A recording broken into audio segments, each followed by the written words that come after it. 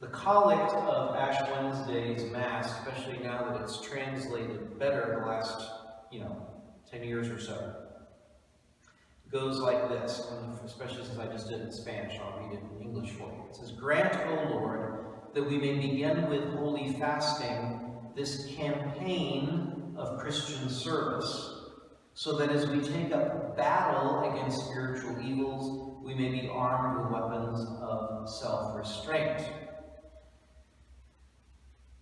This collect is very militant, because we are the church militant, because we have our enemies that we must fight as Christians, an idea which has not been popular for many decades, but nonetheless is true.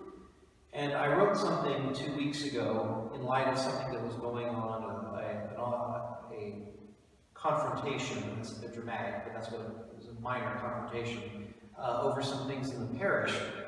And what it really boils down to is the fact that there are people, well, all of us to some degree, but there are some people who have continually not been content with a number of pastoral decisions that I've made, or negligences. And I'm not saying any of this as a defense, but simply to help the parish understand where I'm coming from so that we can all work together.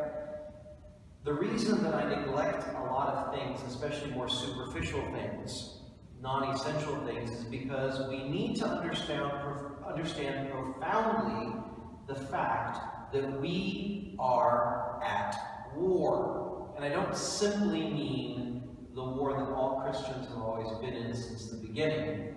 I mean in a more particular, concerted way at this moment. And it will help if we consider some history to do so. And I'm specifically thinking about the history of America during World War II. And I don't mean so much the campaigns in Europe or the Pacific. I mean life back home. Life in America during the war years was not business as usual. Everything that happened in the United States was directed towards the mission of winning the war. If you think about it, food and other resources were rationed so that they would be available to send over to our armies. Manufacturing that could produce things for the war effort was converted from their normal domestic use to supply our armed forces. There was a great emphasis in society and everything in the media to promote patriotism, motivating, of course, support for the war effort and also the fear of attack and hatred of our enemies.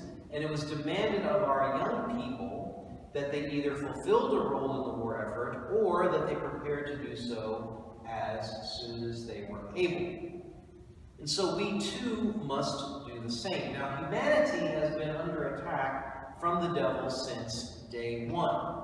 Adam's fall has made our human nature work against us, darkening our intellect and weakening our wills. And the more sinful we are, the more difficult the world makes righteous living for those who are fighting against these enemies of our salvation. And the current state of the world, especially in the West, is an all-out assault on the Holy Catholic faith. We cannot expect the usual peacetime conditions in our lives as Christians. The luxury of living in a Christian society is not ours because we do not live in a Christian society. God is blasphemed regularly, and Satanism, witchcraft, etc. continue to be more and more common, even in the public square. God's name and Sundays are now profaned as a matter of course.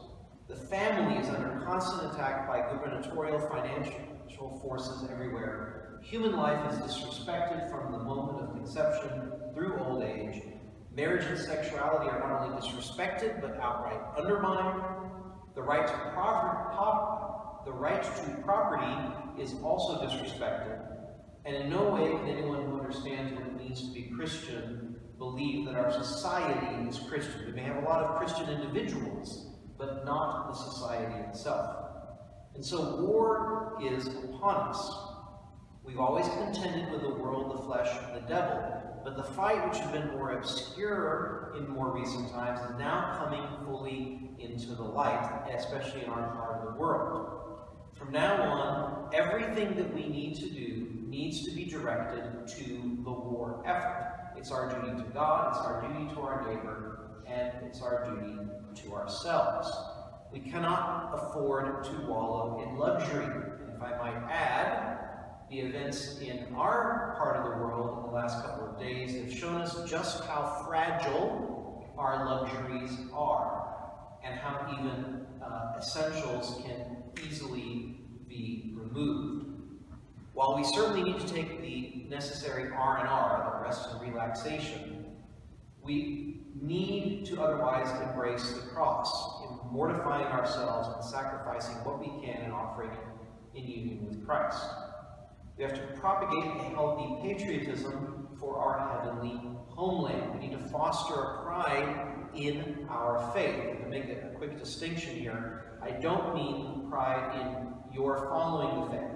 That would be sinful, because you can't follow the faith without God's grace. It's not your effort. But there is a certain pride in knowing that it is the faith revealed by God, and we should be very supportive of that. But on the local level, that the parish church, which we should allow to be our support, and which we should support as much as possible in service to all of its members.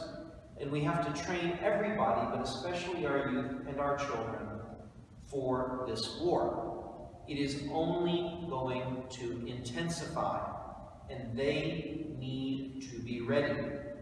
I can tell you right now, most of them are not. We cannot permit them to dissipate so much time and energy on unnecessary pursuits, such as a lot of the school activities, which are black holes of their time and energy, or their mobile devices, at the expense of their religious formation and spiritual exercises.